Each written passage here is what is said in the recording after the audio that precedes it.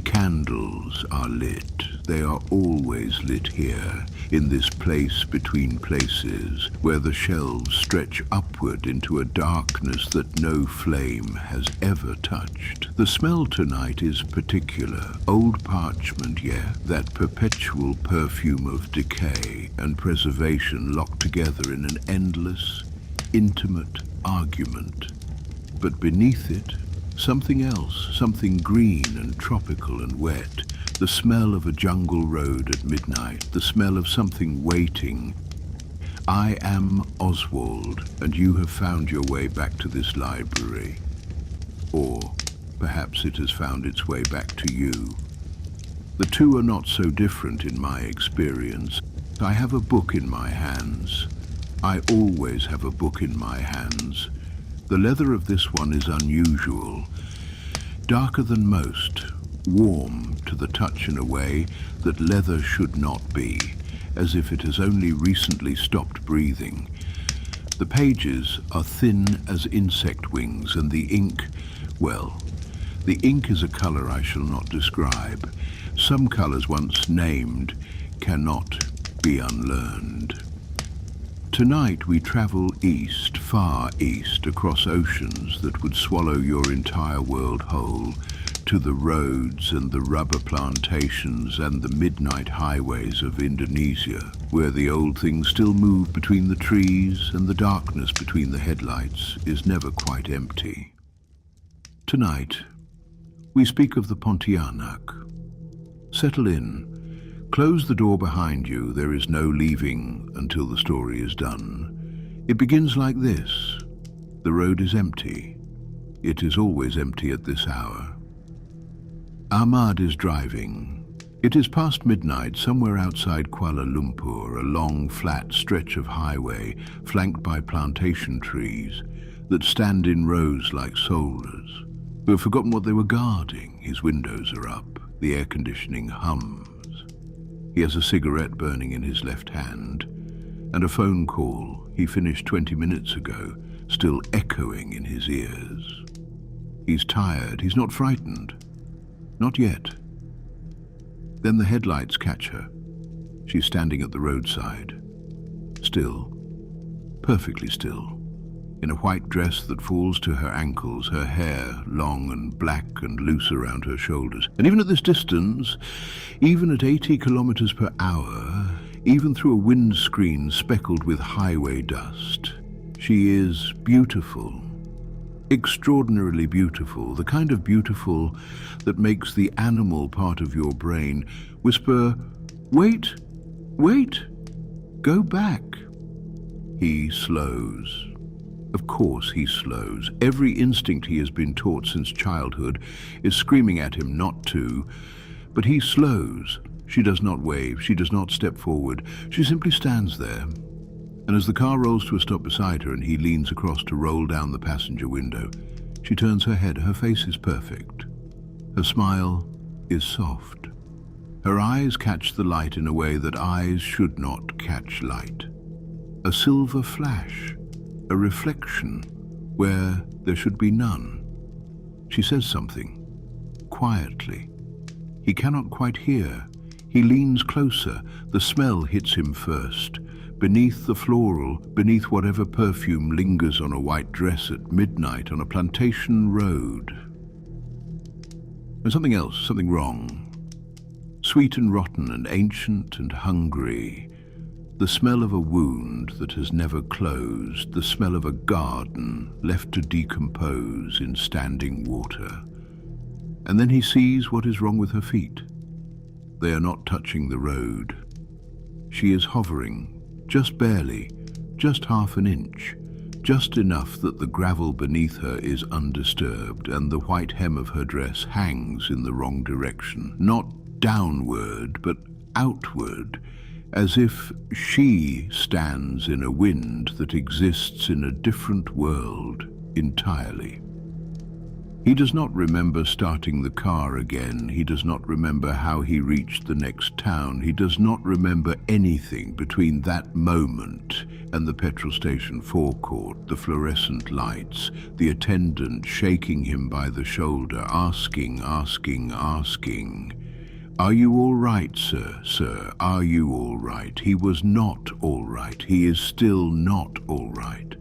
But to understand what Ahmad saw on that road, you must first understand what she was, what she became, and why the darkness did not simply take her, but made her into something the darkness itself is afraid of. Let me tell you about the Pontianak. Let me tell you what she was before the road, before the white dress, before the hovering feet and the smell of dying flowers. Let me tell you about the woman, because that is where every monster begins. Not in the darkness, in the light, in the ordinary, breathing, aching human world that all of us inhabit and none of us fully understand. The word itself tells you everything if you listen closely. Pontianak. Some scholars trace it to Mati Beranak, to die in childbirth. Others hear it differently, the sounds reshaping themselves across centuries of telling and retelling around fires that burned lower and lower as the night grew deeper. But however the word was born, its meaning has never changed. She is a woman who died.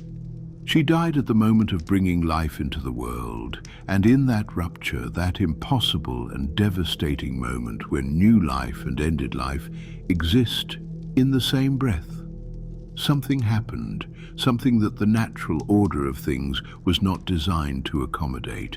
She did not pass through, she did not move on.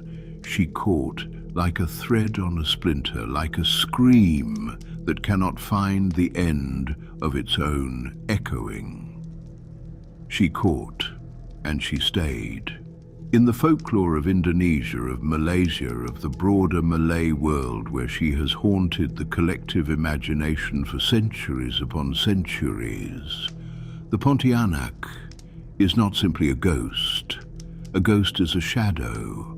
A ghost is a memory with no body. The Pontianak is something more complicated, more terrible, and more tragic than that. She is fully present. She is hungry. She is aware.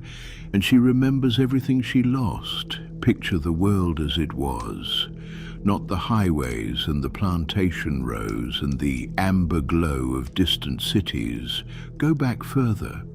Go back to the kampung, the village, the small and breathing community of people who knew each other's names and histories and fears, surrounded on all sides by jungle so dense, so alive, so humming with its own unknowable interior life, that the line between the human world and the other world was not a wall, but a veil, thin as paper, thin as insect wings, thin as the pages in this book I am holding.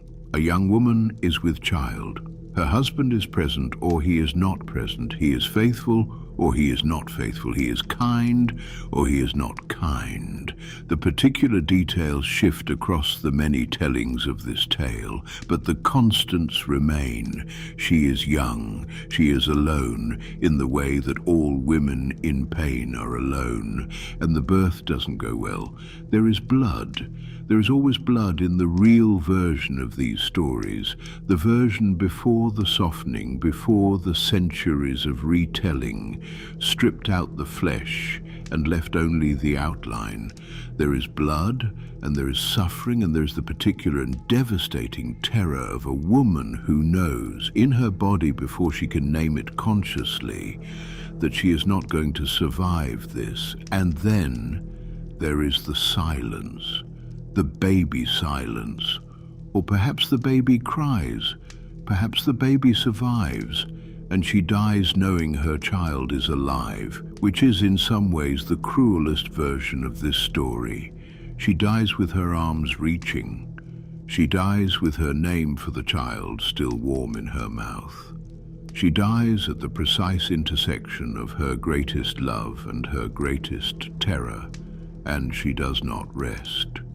In the old beliefs in the system of the world that gave birth to her legend, a woman who dies this way is buried with glass beads placed in her mouth, with needles driven into her palms, with a small egg tucked beneath each armpit. These are not cruelties, these are protections. These are the rituals of a people who knew in their bones what happened when such a woman was buried without them. The beads prevented her from screaming. The needles prevented her from flying. The eggs prevented her from becoming fully what she might otherwise become. But not all bodies received these rites. Not all deaths were attended by those who knew what needed to be done. Not all women were mourned by people who understood what grief left unbound could open in the world. And so she rises always from a banana tree. This is the consistent thread running through every regional variation of the legend. The banana tree, the pisang, standing over her grave, its broad leaves spread like green hands over the disturbed earth below. Why the banana tree? Because it grows fast and hungry over death, because it draws up what is underneath it and transforms it into something that appears deceptively lush and alive and nourishing.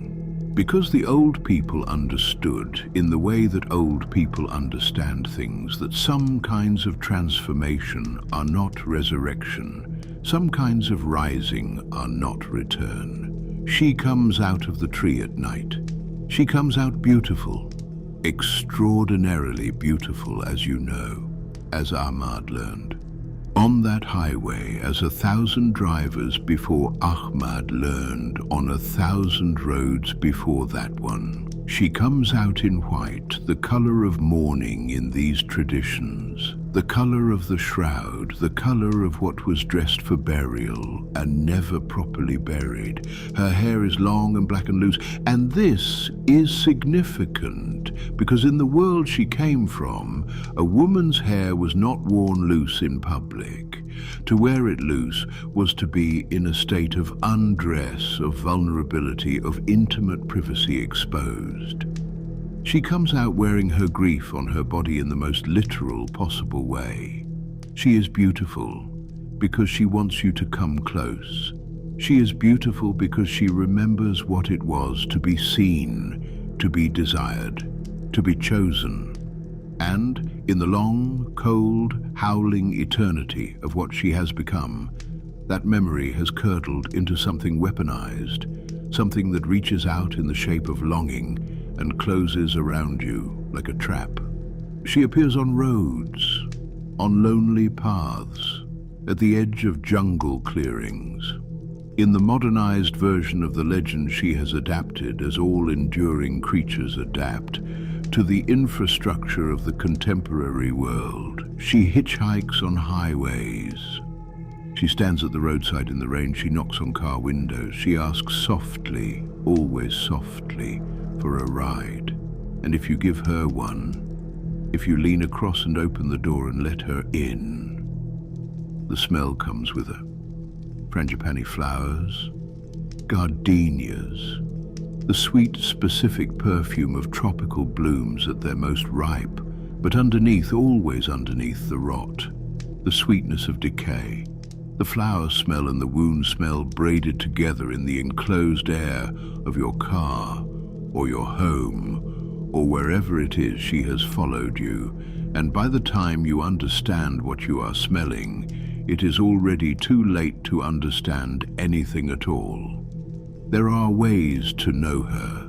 There are always ways to know them in these old stories because the old people wanted you to survive if you paid attention. Her feet do not touch the ground, half an inch, just half an inch, the way a page lifts from the book before your fingers fully turn it. She casts no shadow. Her reflection in glass does not quite match the movements of her face, a fraction of a second behind, as if her image is being projected from somewhere else entirely. And if you are standing behind her, if you are brave enough or foolish enough to look at the back of her neck, you will see the hollow there, the hole, the wound that doesn't heal, that cannot heal, because it is the wound that made her what she is. The place where, in some versions of the legend, a nail was once driven to bind her spirit, and if you found the nail, if you pulled it free, she would become briefly, heartbreakingly human again, weeping, trembling. A woman who remembered being a woman before the nail was replaced and she returned to what she was. I find that detail the most unbearable of all.